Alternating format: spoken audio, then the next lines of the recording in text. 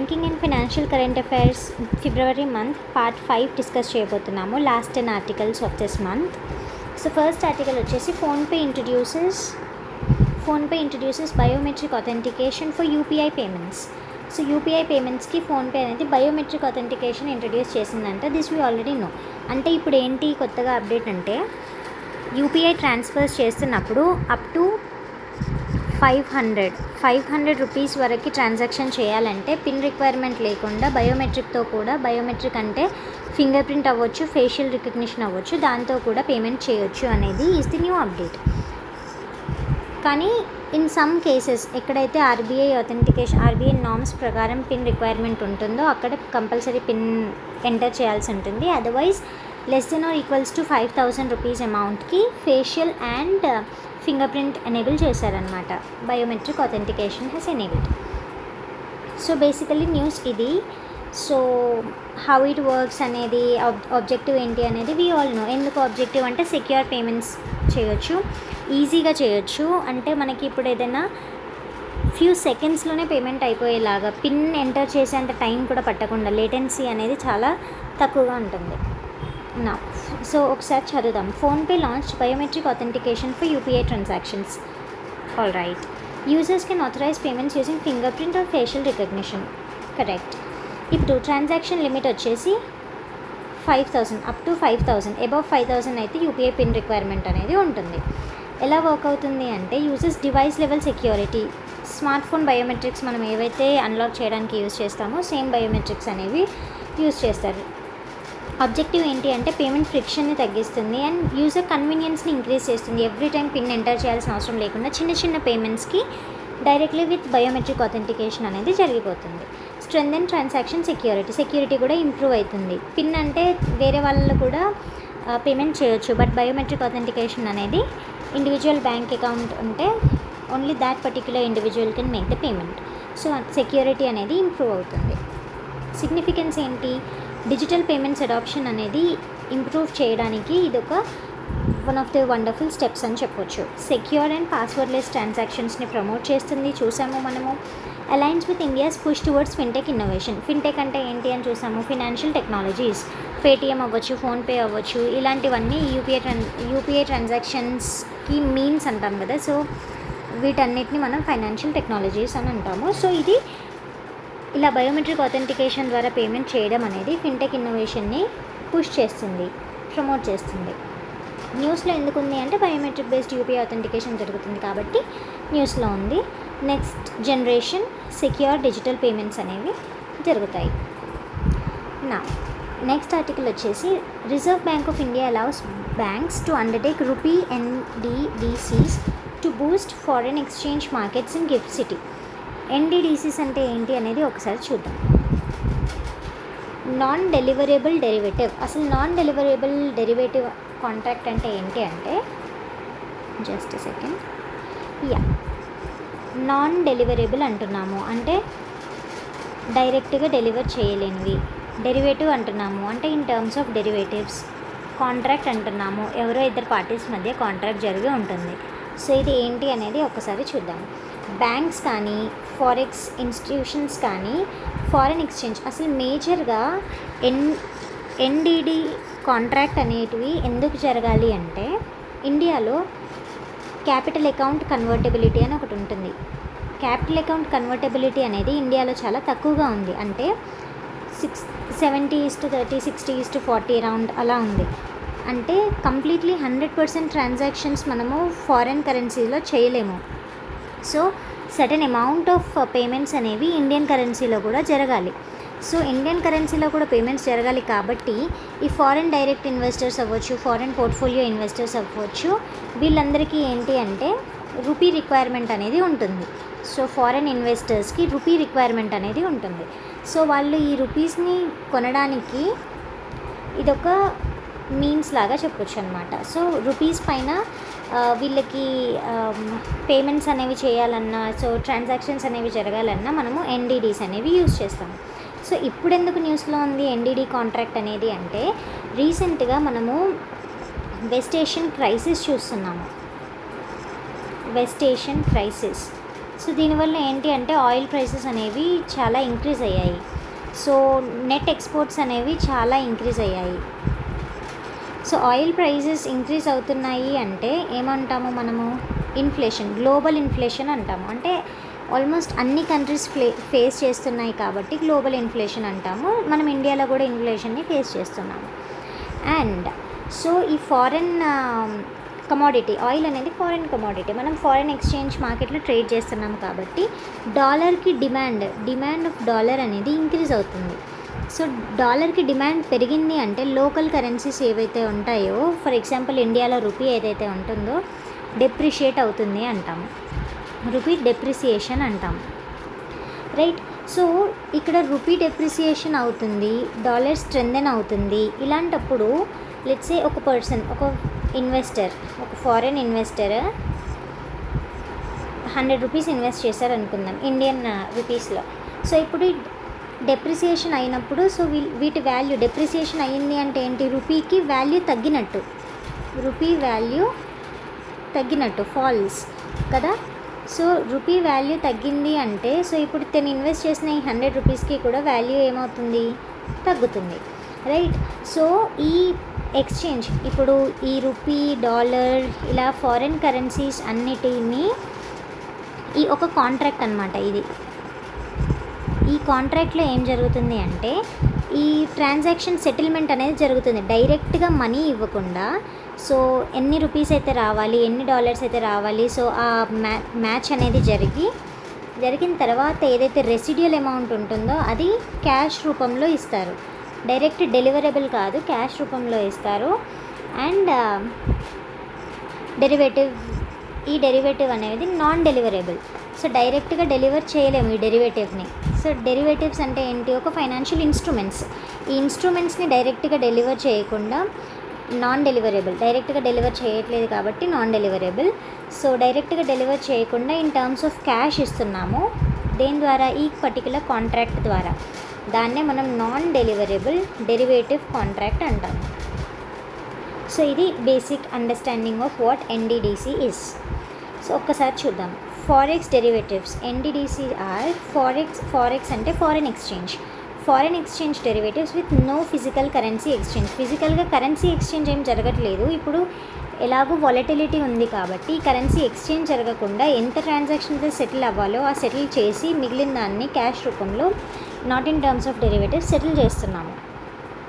So డైరెక్ట్గా నువ్వు నాకు ఇన్ని డాలర్స్ ఇవ్వాలి, నేను నీకు ఇన్ని రూపీస్ ఇవ్వాలి అన్నట్టు కాకుండా మొత్తం రెసిడ్యువల్ ఒక్కసారిగా క్యాలిక్యులేట్ చేసి క్యాష్ రూపంలో సెటిల్ చేస్తారు. Rupees or foreign currency mainly దేనికి వాడతారు అంటే hedging currency risk by global investors. So ఈ కరెన్సీ రిస్క్ గ్లోబల్ ఇన్వెస్టర్స్ అనే వాళ్ళు ఇన్వెస్ట్ చేస్తున్నారు కదా డిఫరెంట్ ఫైనాన్షియల్ యాసెట్స్లో. సో వీళ్ళ ఒక ఇన్వెస్ట్మెంట్ తర్వాత ఈదర్ లాసెస్ అవ్వచ్చు, గెయిన్ అవ్వచ్చు, ప్రాఫిట్ అవ్వచ్చు, లాస్ అవ్వచ్చు, దాన్ని సెటిల్ చేసిన తర్వాత ఈ కాంట్రాక్ట్ అనేది ఎన్ఫోర్స్ చేస్తారు. నా కీ ఫీచర్స్ ఏంటి అంటే ఎలిజిబుల్ పార్టిసిపెంట్స్ ఎవరు? అదర్ బ్యాంక్స్ ఓవర్సీస్ ఎంటిటీస్ అవ్వచ్చు, బ్యాంక్స్ అవ్వచ్చు, ఐఎఫ్ఎస్సి బ్యాంక్ యూనిట్స్ అవ్వచ్చు, ఆఫ్ షోర్ బ్యాంక్ యూనిట్స్ అంటే international banks, IFSC banks, IFSC code అని ఉంటుంది, ఐఎఫ్ఎస్సి కోడ్ ఉన్న ఆల్ ది బ్యాంకింగ్ యూనిట్స్ అవ్వచ్చు, ఓవర్సీస్ ఎంటిటీస్ అవ్వచ్చు. So basically all the foreign investors, foreign transactions ఎక్కడెక్కడైతే పాసిబుల్ అవుతాయో వాళ్ళందరూ స్టేక్ హోల్డర్స్. నా transactions allowed directly or via overseas branches. So డైరెక్ట్గా అయినా ఓవర్సీస్ బ్రాంచెస్ ద్వారా అయినా ట్రాన్సాక్షన్స్ చేయొచ్చు. అడిషనల్ ప్రొవిజన్స్ ఏంటి అంటే ఇది gift city, IFSC ecosystem. Gift city అంటే గుజరాత్లో ఏర్పాటు చేశారు కదా gift city with some financial perks and benefits. So అక్కడ అడిషనల్ బెనిఫిట్స్ ఉంటాయి, దాంతోపాటు ఇంటిగ్రేట్ చేశారనమాట గిఫ్ట్ సిటీలో.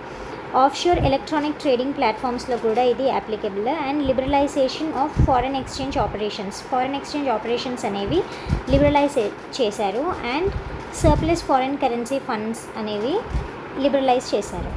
ఆబ్జెక్టివ్ ఏంటి అంటే ఇండియాస్ ఫారెక్స్ డెరివేటివ్ మార్కెట్ని డీపెన్ చేస్తుంది, గ్లోబల్ పార్టిసిపేషన్ ఇంప్రూవ్ చేస్తుంది. అప్పుడైతే ఏంటి అంటే ఫారెన్ ఇన్వెస్టర్స్కి రూపీ వాలటిలిటీ పైన నెగిటివ్ సెంటిమెంట్ ఉండకుండా వాళ్ళు కూడా ఇన్వెస్ట్ చేయడానికి హెల్ప్ చేస్తుంది.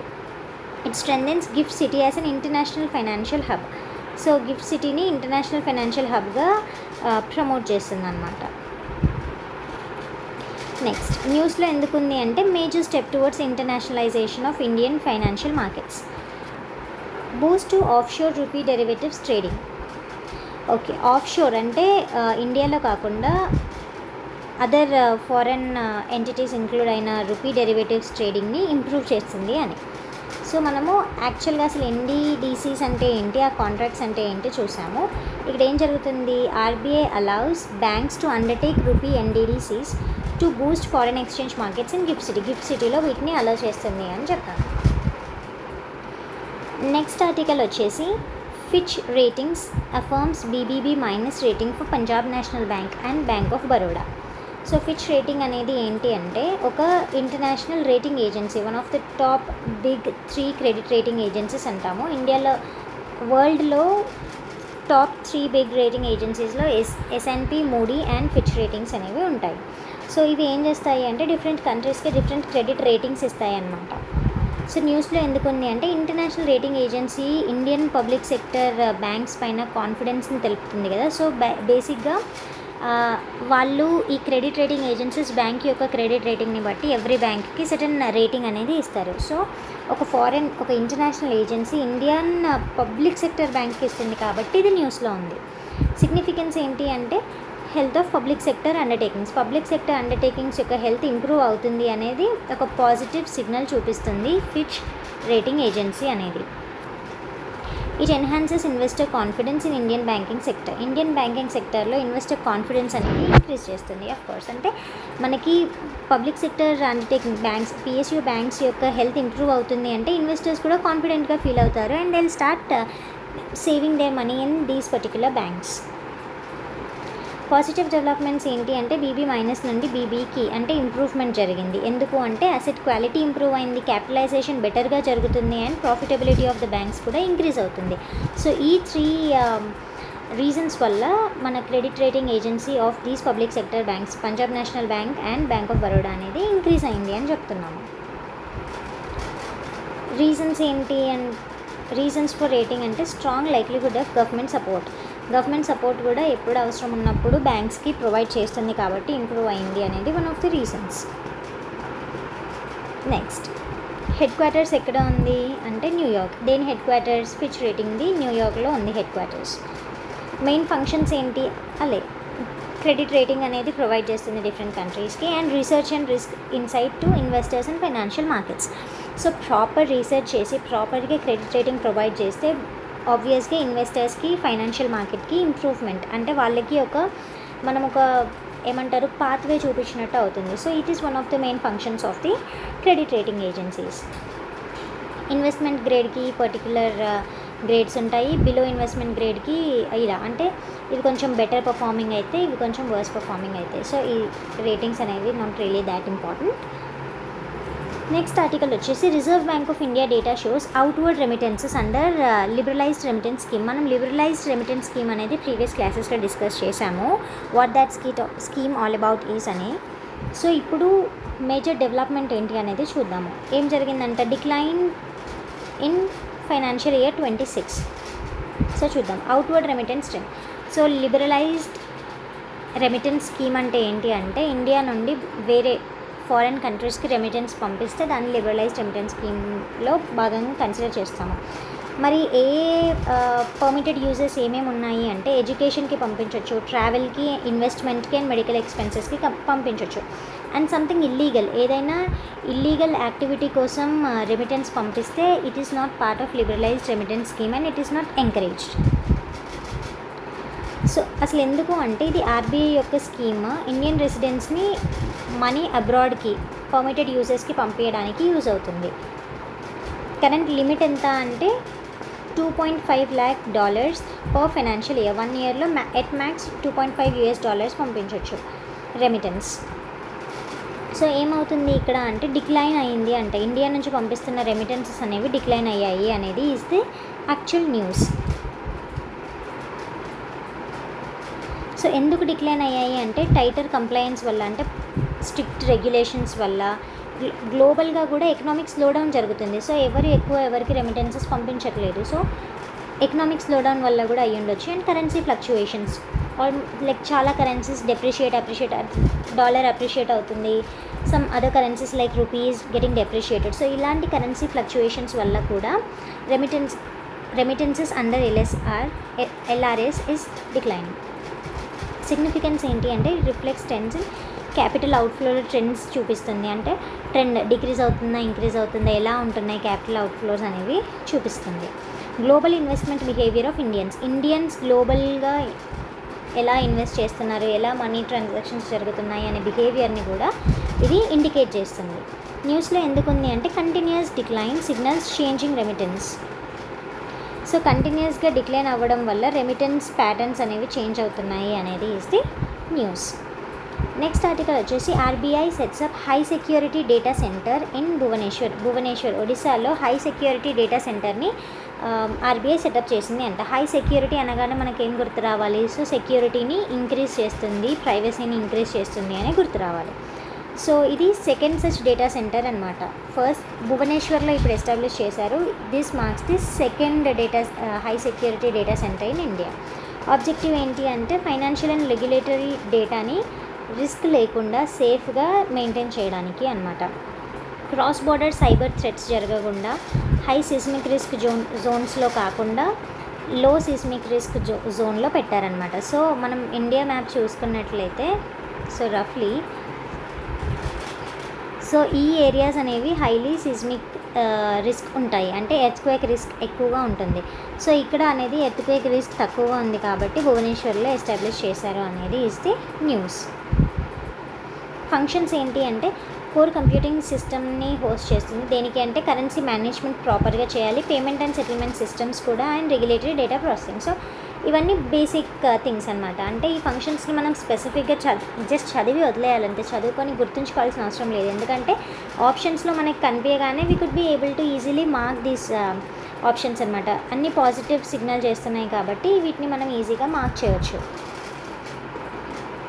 ఎగ్జిస్టింగ్ డేటా సెంటర్ ఎక్కడుంది? ఫస్ట్ వచ్చేసి ఖరగ్పూర్, సెకండ్ వచ్చేసి భువనేశ్వర్లో ఉంది. సిగ్నిఫికెన్స్ ఏంటి? It enhances data security. చూసాం కదా, హై సెక్యూరిటీ అంటేనే ఎన్హాన్సెస్ సెక్యూరిటీ కోసం, అండ్ డిజాస్టర్ రికవరీ కెపబిలిటీ. ఎక్కువ డిజాస్టర్ ప్రోన్ ఏరియాలో కాకుండా లెస్ డిజాస్టర్ ప్రోన్ ఏరియాలో దీన్ని పెట్టాలనేది వాళ్ళ objective. It strengthens India's financial ఇన్ఫ్రాస్ట్రక్చర్ని స్ట్రెంథెన్ చేస్తుంది. రెసిలియన్స్ని స్ట్రెంథెన్ చేయడం అంటే ఫైనాన్షియల్ ఇన్ఫ్రాస్ట్రక్చర్ రెసిలియన్స్ని స్ట్రెంథెన్ చేస్తున్నాము అని. న్యూస్లో ఎందుకుంది అంటే RBI's move to improve cyber security and data protection. Banking సిస్టంలో ఇంప్రూవ్ చేయడానికి మనకి ఇది హెడ్లైన్స్ చదవగానే మైండ్లోకి వచ్చేస్తుంది. సో దీన్ని స్పెసిఫిక్గా మనం గుర్తుపెట్టుకోవాల్సిన అవసరం లేదు, just as a passing reference చదివి వదిలేయండి. నెక్స్ట్ ఆర్టికల్ వచ్చేసి axis bank partners with IndiGo. Axis bank plus IndiGo వీళ్ళు రెండు కోబ్రాండ్ చేసి 2 క్రెడిట్ కార్డ్స్ని లాంచ్ చేశాయి. 1 for normal customers and 1 for premium ones. So ఏంటి అంటే IndiGo Axis bank credit card ఒకటి, IndiGo Axis bank premium credit card ఒకటి. Premium అంటే ఫ్రీక్వెంట్గా యూజ్ చేసుకునే వాళ్ళు ప్రీమియం కార్డ్స్ జనరల్గా తీసుకుంటారు. So frequent travellers, frequent airport flights, airline travels ఎక్కువగా ఉన్న వాళ్ళు ఈ కార్డ్ని తీసుకుంటారు అని చెప్పారు. సో రివార్డ్స్ ఉంటాయి, స్పెసిఫిక్గా రూపే అండ్ వీసా నెట్వర్క్స్ ఉన్నాయి. ఇండిగో బ్లూ చిప్ ప్రోగ్రామ్ ద్వారా వీళ్ళకి రివార్డ్స్ లింక్ అయి ఉంటాయి. This is not required. So basic card అనేది రీటైల్ కస్టమర్స్ యూజ్ చేస్తారు, ప్రీమియం కార్డ్ అనేది ఫ్రీక్వెంట్ ట్రావెలర్స్ యూజ్ చేస్తారు.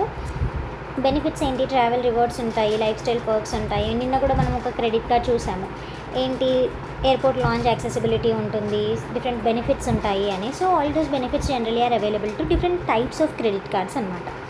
సిగ్నిఫికెన్స్ ఏంటి అంటే it strengthens airline bank partnership. ఒక ఎయిర్లైన్, ఒక bank, IndiGo, Axis bank. So వాటి యొక్క పార్ట్నర్షిప్ని స్ట్రెంథెన్ చేస్తుంది and travel based credit usage అనేది ప్రమోట్ చేస్తుంది. So co-branded travel credit cards in India. Next important article వచ్చేసి MIGA. So multilateral investment guarantee agency. మనం నిన్న 3rd క్లాస్లో పార్ట్ 3లో అనుకుంటాను వరల్డ్ బ్యాంక్ గ్రూప్ గురించి డిస్కస్ చేసాము. 5 డిఫరెంట్ ఏజెన్సీస్ ఉంటాయి, 3 ఇంపార్టెంట్ ఏజెన్సీస్ గురించి డిస్కస్ చేసాము. So MIGA is also one of the member of the world bank group అనమాట. ఈ వరల్డ్ బ్యాంక్ గ్రూప్ 5 ఇంపార్టెంట్ ఆర్మ్స్లో మీగా అనేది ఒక 1 particular arm. It back Citibank with $97.67 million guarantee for solar financing. So మిగతా other 4 parts అనేవి just loans ఇస్తాయి. So MIGA మాత్రం ఇన్సూరెన్స్ కూడా ప్రొవైడ్ చేయవచ్చు, ఇన్సూరెన్స్ గ్యారంటీ కూడా ప్రొవైడ్ చేస్తుంది అనమాట. సో ఇది important point to remember. Tenure వచ్చేసి 5 years. సో ఈ లోన్ గ్యారంటీకి టెన్యూర్ వచ్చేసి 5 years. ఏం చేస్తుంది అంటే సిటీ బ్యాంక్స్ లోన్ ఏదైతే ఎస్బీఐకి ఇచ్చిందో ఆ లోన్ని సపోర్ట్ చేయడానికి ఇస్తున్న ఇన్సెంటివ్ అనమాట ఇది. సో నాన్ షేర్ హోల్డర్ ఫైనాన్సింగ్కి ఫెసిలిటేట్ చేస్తుంది. ఏంటి నాన్ షేర్ హోల్డర్ ఫైనాన్సింగ్ అంటే, షేర్ హోల్డర్స్ అంటే ఇప్పుడు ఒక కంపెనీ ఉంటే దీంట్లో ఎంతో కొంత ఓనర్షిప్ వాళ్ళకు కూడా ఉంటుంది అనమాట. సో ఏదైనా లాస్ వచ్చినప్పుడు ఈ షేర్ హోల్డర్స్కి లిక్విడేట్ చేసి ఇచ్చేస్తారు మనీ. కానీ నాన్ షేర్ హోల్డర్స్కి ఇవ్వాలంటే ఫైనాన్సెస్ ఉండాలి, లిక్విడ్ అమౌంట్ ఉండాలి. సో ఈ నాన్ షేర్ హోల్డర్స్కి మనీ ఇవ్వడానికి హెల్ప్ అయ్యేది ఈ particular guarantee provided by the MIGA. Sector focus. Loan will refinance investments in grid connected rooftop solar photovoltaic systems అన్నమాట. సో దీనికి కనెక్ట్ అయ్యి ఉందన్నమాట ఈ రీఫైనాన్స్ ఇన్వెస్ట్మెంట్ అనేది. ఇది separate topic, so this we can discuss some other time. But for now just remember which sector is this connected with. So MIGA guarantee ఎందుకు అంటే credit and political రిస్క్ని తగ్గించడానికి and foreign investment in clean ఎనర్జీని provide చేయడానికి. So ఇక్కడ ఏమంటున్నాము, solar ఫైనాన్సింగ్కి కాబట్టి రెన్యూవబుల్ ఎనర్జీని ప్రమోట్ చేస్తున్నట్లు. సో రెన్యూవబుల్ ఎనర్జీ ప్రమోట్ చేస్తున్నాము, సోలార్ అడాప్షన్ని ప్రమోట్ చేస్తున్నాము, global financial collaboration, financial inclusion. So all these points everyday మనం చూస్తున్నాము. సో స్పెసిఫిక్గా గుర్తుపెట్టుకోవడం అవసరం లేదు, just read them as a passing reference. And ఆప్షన్స్లో మీరు ఇవి కనిపిస్తే డెఫినెట్గా కరెక్టే మార్క్ చేస్తారు. న్యూస్లో ఎందుకు ఉంది అంటే large international guarantee supporting solar financing in India. So ఇది కూడా మనం పాస్ట్ 5 క్లాసెస్లో అట్లీస్ట్ ఒక 7-8 టైమ్స్ చూసాము దిస్ సెంటెన్స్. నా MIGA so multilateral investment guarantee agency అనేది వరల్డ్ బ్యాంక్ గ్రూప్లో ఒక మెంబర్. 1988లో ఎస్టాబ్లిష్ చేశాము. పర్పస్ ఏంటి అంటే ఫారెన్ డైరెక్ట్ ఇన్వెస్ట్మెంట్ని డెవలపింగ్ కంట్రీస్లో స్పెసిఫిక్గా ప్రమోట్ చేయడం. హెడ్ క్వార్టర్స్ వచ్చేసి వాషింగ్టన్ డీసీ. మెయిన్ ఫంక్షన్ ఏంటి అంటే political risk insurance or guarantee, ఇన్వెస్టర్స్కి లెండర్స్కి రిస్క్ ఇన్సూరెన్స్ కానీ గ్యారంటీ కానీ ప్రొవైడ్ చేస్తుంది. And it is the only world bank group arm that provides guarantee risk insurance instead of లోన్స్కి బదులుగా ఈ రిస్క్ ఇన్సూరెన్స్ గ్యారంటీస్ని ప్రొవైడ్ చేసే ఏకైక వరల్డ్ బ్యాంక్ గ్రూప్లో మెంబర్ ఎవరు అంటే మీగా. నా నెక్స్ట్ ఆర్టికల్ వచ్చేసి ministry of labour and employment to auto credit 30.52 crores in inactive employee provident fund organisation account. EPFO accounts inactive అంటే వీళ్ళ డెఫినేషన్ అకార్డింగ్ టు ఈపీఎఫ్ఓ ఏంటి అంటే 3 years కంటిన్యూస్గా 36 consecutive months వాళ్ళు కాంట్రిబ్యూట్ చేయట్లేదు దాట్ పర్టికులర్ అకౌంట్కి అంటే then we call it as an inactive accounts. So ఇలాంటి ఇన్యాక్టివ్ అకౌంట్స్కి ministry of labour and employment అనేది ఏం చేస్తున్నారు వీళ్ళు అంటే, సో ఆటో క్రెడిట్ చేస్తున్నారు పర్టికులర్ అమౌంట్. సో అలా చేస్తే ఏమవుతుంది అంటే, so how will it benefit, small సబ్స్క్రైబర్కి బెనిఫిట్ చేస్తుంది. సింప్లిఫై యాక్సెస్ టు ఫండ్స్కి యాక్సెస్ అనేది ఈజీగా జరుగుతుంది అండ్ ఫైనాన్షియల్ ఇంక్లూషన్ అనేది జరుగుతుంది. సో ఈ అన్క్లెయిమ్డ్ డిపాజిట్స్ ఏవైతే ఉంటాయో అవి రెడ్యూస్ అవుతాయి. And people who are not using their bank account సడన్గా క్రెడిట్ అయ్యాయి అనగానే they'll come and they'll start being part of this financial system and they'll start using the resources well. So efficiency improve చేస్తుంది, provident fund మేనేజ్మెంట్ని కూడా enhance చేస్తుంది. EPFO అనేది provident fund, pension, insurance schemes ఇలాంటివన్నీ of the ఎంప్లాయీస్కి సంబంధించిన provident fund అవ్వచ్చు, pension అవ్వచ్చు, ఇలాంటివన్నీ మేనేజ్ చేస్తుంది. సో నేమ్లోనే ఉంది ఎంప్లాయీస్ యొక్క ప్రావిడెంట్ ఫండ్ని మేనేజ్ చేసే organisation. Ministry of labour and employment కింద వస్తుంది. 1952లో ఎస్టాబ్లిష్ చేశారు. ఏ యాక్ట్లో అంటే EPF and MP act of 1952 ఈ యాక్ట్ ద్వారా ఎస్టాబ్లిష్ చేశారు. So this is a statutory body. Objective ఏంటి అంటే social security and financial stability provide చేస్తుంది after retirement to the employees. Headquarters వచ్చేసి న్యూఢిల్లీ, గుర్తుపెట్టుకోవాలి. మెయిన్ ఫంక్షన్ ఏంటి అంటే రిటైర్మెంట్ సేవింగ్స్ని మేనేజ్ చేస్తుంది అండ్ సోషల్ సెక్యూరిటీ బెనిఫిట్స్ కూడా ప్రాపర్గా మేనేజ్ చేస్తుంది. Administers this we have already seen, Ministry of Labor and Employment. So this not really required, just ఇప్పుడు present minister ఎవరు అనేది చూసుకోవాలి. And so Union Minister of Labor and Employment will be the ex officio chairperson of the EPFO. ఇది important point, గుర్తుపెట్టుకోండి. Next article వచ్చేసి IDFC first bank appoints KPMG to probe. KPMG అంటే ఏంటి చూడాలి. To probe 590 crore fraud. So ఇంత పెద్ద amount of fraud జరిగింది వీళ్ళ పర్టికులర్ బ్యాంక్లో అని వీళ్ళు ఈ పర్టికులర్ ఇష్యూని ఇన్వెస్టిగేట్ చేయడానికి కేపీఎంజీని అపాయింట్ చేశారు. సో కేపీఎంజీ ఏంటి అంటే అదొక agency that looks into these kind of financial frauds అనమాట. సో 590 crore రూపీస్ ఆఫ్ ఫ్రాడ్ జరిగింది చండీగఢ్ బ్రాంచ్లో, ఐడిఎఫ్సి ఫస్ట్ బ్యాంక్ యొక్క చండీగఢ్ బ్రాంచ్లో జరిగింది. దేనికి లింక్ అయి ఉన్నాయి ఇవి అంటే గవర్నమెంట్ అకౌంట్స్, హర్యానా గవర్నమెంట్ అకౌంట్స్కి లింక్ అయి ఉన్నాయి. ఎలా చేస్తున్నారు ఈ ట్రాన్సాక్షన్ అంటే ఫోర్జ్డ్ చెక్స్ తీసుకొచ్చి ఇర్రెగ్యులర్ అకౌంటింగ్ ఎంట్రీస్ అన్నీ చేసి తప్పు ఎంట్రీస్ అన్నీ చేసి స్టేట్ గవర్నమెంట్ డిపాజిట్ అకౌంట్స్లో నుండి చేస్తున్నాయి. స్టేట్ గవర్నమెంట్ డిపాజిట్ అకౌంట్స్లో పడాల్సిన డబ్బుల్ని వేరే దగ్గరికి డైవర్ట్ చేసి అలా ఎంత క్రోర్ ఫ్రాడ్ చేశారు, 590 crores ఫ్రాడ్ చేశారు. సో ఈ ఇష్యూకి ఇన్వెస్టిగేట్ చేయడానికి కేపీఎంజీని అపాయింట్ చేశారు. Forensic auditor Haryana government appoint చేశారు. 200 crore డిపాజిట్స్ విత్డ్రా చేసుకున్నారు ఆల్రెడీ, అండ్ ఈ బ్యాంక్ యొక్క షేర్స్ కూడా ఆల్రెడీ పడిపోయాయి. So reserve bank of India stated no systemic risk to banking సెక్టర్కి పెద్ద రిస్క్ ఏం లేదు, we'll take care of it అని చెప్పి ఆర్బీఐ అనేది స్టేట్మెంట్ ఇచ్చింది. నెక్స్ట్ ఫ్యూచర్ మెషర్స్ ఏంటి అంటే bank plans to implement AI based verification for large transactions ఏవి ఉన్నా ఏఐ బేస్డ్ వెరిఫికేషన్ జరుగుతుంది అంటే మాన్యువల్ మిడిల్ మ్యాన్ ఫ్రాడ్ అనేది రెడ్యూస్ చేయడానికి ఈ మెషర్ని తీసుకొచ్చారు. న్యూస్లో ఎందుకు ఉంది అంటే మేజర్ బ్యాంక్ ఫ్రాడ్ కాబట్టి, గవర్నమెంట్ ఫండ్స్ని ఇన్వాల్వ్ అయ్యి ఉంది కాబట్టి it becomes a very huge political issue. Highlights needs for strong internal conflicts. So strong internal control కూడా స్ట్రాంగ్గా ఉండాలి within the bank, within the system, within the bank and within the branches కూడా అసలు ఏం జరుగుతుంది, ఎలా జరుగుతుంది అనేది ఒక స్ట్రిక్ట్ ఐ అనేది ఉండాలి అని చెప్పి చెప్తుంది. So this is it for today. Hope you got. Thank you.